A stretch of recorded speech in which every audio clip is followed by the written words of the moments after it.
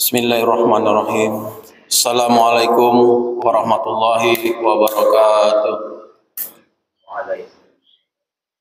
Alhamdulillahirabbil alamin. Wassalatu wassalamu ala asyrofil anbiya'i wal mursalin sayyidina Muhammadin wa ala alihi wa ashabihi ajmain.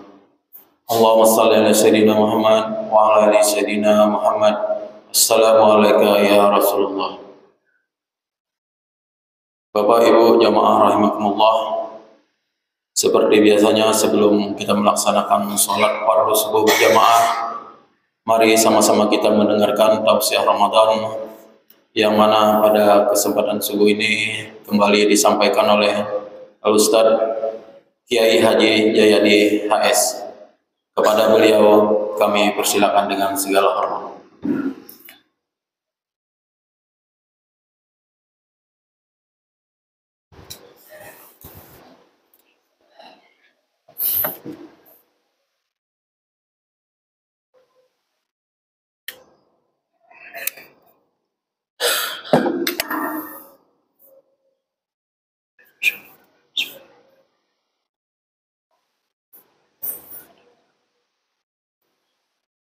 Assalamualaikum warahmatullahi wabarakatuh. Bismillahirrahmanirrahim. Alhamdulillahi rabbil alamin. Wal 'aqibatu lil muttaqin. Wala 'udwana illa 'alal zalimin. Wassalatu wassalamu ala asyrafil anbiya'i wal mursalin sayyidina wa habibina wa syafi'ina wa zukhrina wa barakatina wa maulana Muhammad wa ala alihi wa ashabihi ajma'in. Qala Allah Ta'ala fil Qur'anil Karim wa huwa asdaqul qailin. A'udzu billahi minasy syaithanir rajim. Ya ayyuhalladzina amanu la ta'kulur riba adhafan mudha'afah. Wattaqullaha la'allakum tuflihun. Sadaqallahul azim wa balagha rasuluhun nabiyyul karim wa nahnu ala dzalika minasy syahidin. Amma ba'd. Bapak Ibu jamaah shaimin shaimat yang dirahmati Allah Subhanahu wa taala, kembali kita memperbaharui syukur kita kehadirat Allah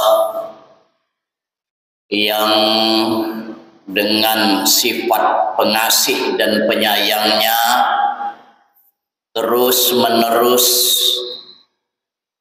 menyuplai nikmatnya untuk kita semua yang kita ini tidak bisa lagi menghitungnya.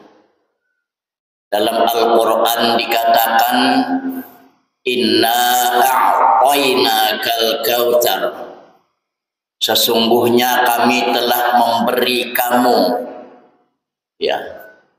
nikmat bagaikan sungai, air sungai yang ada di surga. Jangankan air sungai yang ada di surga, air sungai di dunia saja kita tidak bisa lagi menghitung, mengukurnya. Apatah lagi surga yang luasnya itu melebihi luasnya langit dan bumi ini. Salah satu yang diminta Allah syukur itu adalah dengan posolli, sholatlah. Itu diantara bentuk syukur kita adalah melaksanakan sholat. Posolli li rabbika, sholatlah untuk Tuhanmu. Sholawat dan salam terus menerus kita perbanyak untuk junjungan kita Rasulullah sallallahu alaihi wasallam, keluarga dan para sahabatnya sekalian. Allahumma shalli wa sallim wa barik ala sayyidina Muhammad wa ala alihi wa ashabihi ajma'in. Tadi kita bacakan firman Allah yang berbunyi mirip dengan perintah puasa. Diawali dengan ya ayyuhalladzina amanu, wahai orang-orang yang beriman. Insya Allah mudah-mudahan kita terpanggil di sini, ya, terpanggil sebagai orang yang beriman. La ta'kulur riba, jangan engkau, bahasa aslinya itu ta'kulu, memakan, ya, tapi di dalam tafsirnya nanti akan bervariasi. Adha'afan mudha'afah, yang ribanya itu berlipat-lipat ganda. Wattaqullah, dan takutlah dan bertakwalah kamu kepada Allah. La'allakum tuflihun, mudah-mudahan dengan kamu bertakwa kepada Allah, kalian menjadi orang-orang yang sukses. Menjelang tarawih tadi malam sudah kita sampaikan bahwa riba itu termasuk salah satu yang dilarang di dalam Islam, dan larangannya cukup keras. Bahkan Rasulullah melaknat, ya, baik yang memberi pinjaman atau yang meminjami, baik yang menolong, mencatat, menjadi saksi, ya, semuanya dilaknat. Ya, semuanya dilaknat. Juga kita sampaikan bahwa riba itu tidak semuanya haram. Ada riba yang halal. Malam tadi salah satunya sudah kita sampaikan. Termasuk juga di dalam riba yang halal itu adalah ghasib. Apa itu ghasib? Penitipan uang. Ya. Pak Haji, Pak Ketua umpamanya menitipkan uang ke saya 1 juta. Ya. Lalu dengan seizin beliau silahkan, Pak Ustaz mau putarkan uang ini, mau dijadikan modal, terserah. Yang penting saya nanti menerima sesuai dengan yang saya titipkan 1 juta. Lalu selama uang itu ada pada saya putarkan. Itu halal. Tapi kalau tidak seizin yang menitipkan, maka keuntungan dari perputaran uang itu milik si penitip. Hati-hati, ya. Milik si penitip. Yang lagi ramai di dalam Basaul Masail, kita menyetor ONH. Apakah ONH itu untuk membeli porsi atau kita hanya sekedar menitipkan? Sampai hari ini terjadi masih perbedaan pendapat. Kalau dia ghasib atau penitipan lalu diputarkan oleh pemerintah, ya, tanpa seizin kita di dalam akadnya kemarin ketika kita menyetor, maka itu milik kita. Wajar kalau kita mendapat subsidi ketika kita melunasi haji. Itu ghasib namanya. Ini tak bisa saya terangkan secara mendetil, Pak, tapi secara umum saya gambarkan. Maka biaya yang lebih dari 100 juta sebenarnya untuk satu orang jamaah haji itu kita cuma bayar 42 juta lebih. Sekarang tuh berapa? 50-an ya. Sisanya itu dari mana ditutupi? Dari pemutaran setoran haji yang kita setorkan. Itu namanya ghasib. Kalau kalau itu memang terjadi. Tapi sekarang belum jelas. Ya. Maka kita perlu tahu apa definisi riba itu. Ar-riba bil lughah az-ziyadah. Riba menurut bahasa adalah penambahan. Jadi secara umum apapun yang sifatnya menambah dari yang asal itu riba.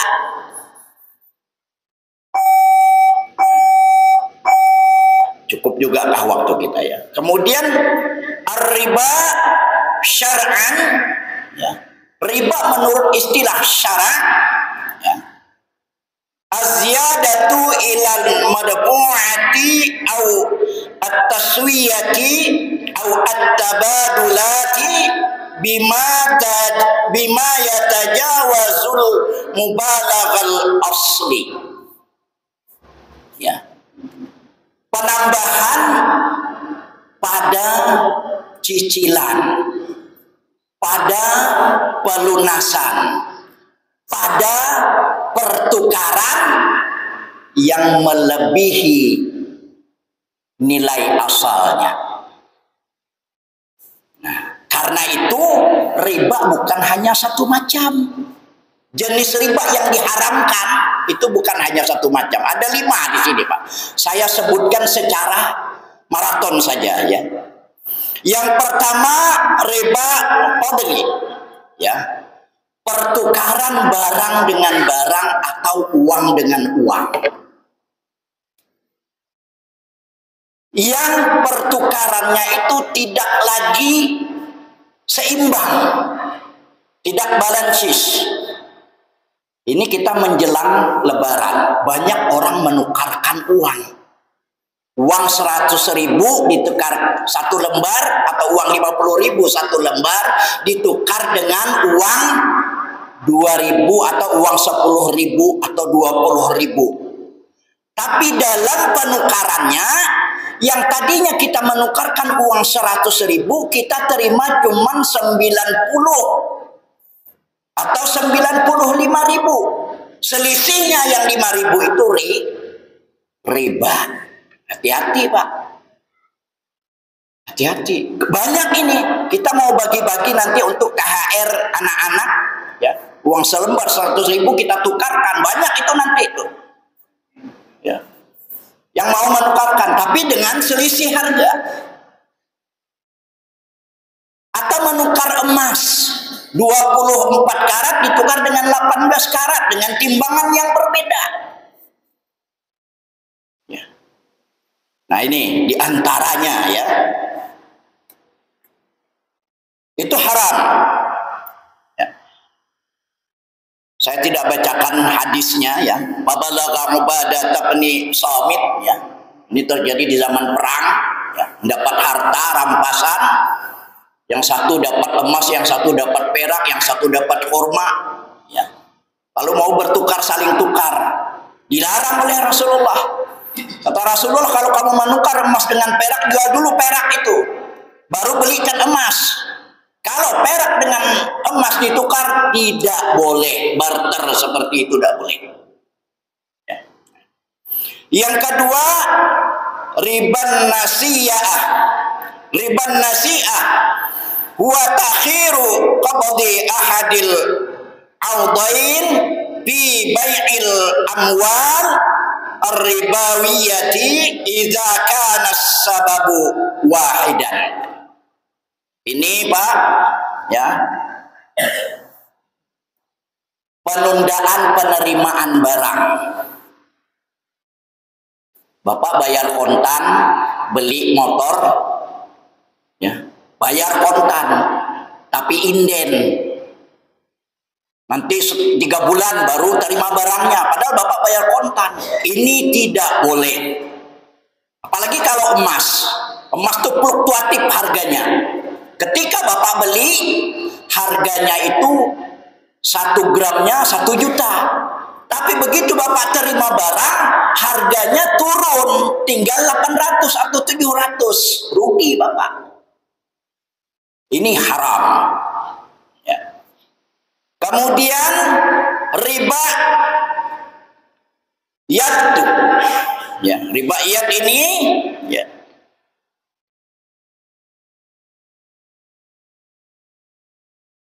Nah, sebaliknya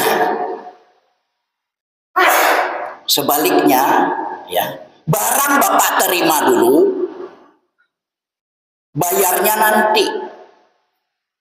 Tapi ketika bayar Bapak dikenakan bunga, dikenakan tambahan biaya. Ini juga tidak boleh ya. Sayang waktu kita ya sangat sempit ya. Riba qardun ya. Ini yang terjadi umum hari ini. Bunga bank. Baik bunga terhadap cicilan atau bunga terhadap pelunasan. Ya. Ini nyata-nyata sudah haram ya, sepakat ulama. Walaupun nanti ada ilat ya, daruri namanya. Di saat darurat apa yang akan terjadi itu nanti akan kita bahas siang ya. Yang terakhir riba jahiliyah, pengenaan denda terhadap keterlambatan cicilan atau pelunasan. Ini juga terjadi, Pak. Kalau kita terlambat membayar cicilan, ada lagi denda. Terlambat melunasi, ada lagi denda. Inilah yang adha'afan mudha'afah dalam ayat tadi. Ini juga haram. Kira-kira itu, Pak, jenis-jenis riba supaya kita tahu dulu, kita bisa menghindarinya. Mudah-mudahan ya kita bertakwa kepada Allah, takut kepada Allah ya, akan sanksi-sanksi yang berat di dalam riba ini. Kurang lebih mohon maaf, terima kasih. Billahi taufiq wal hidayah. Wassalamualaikum warahmatullahi wabarakatuh.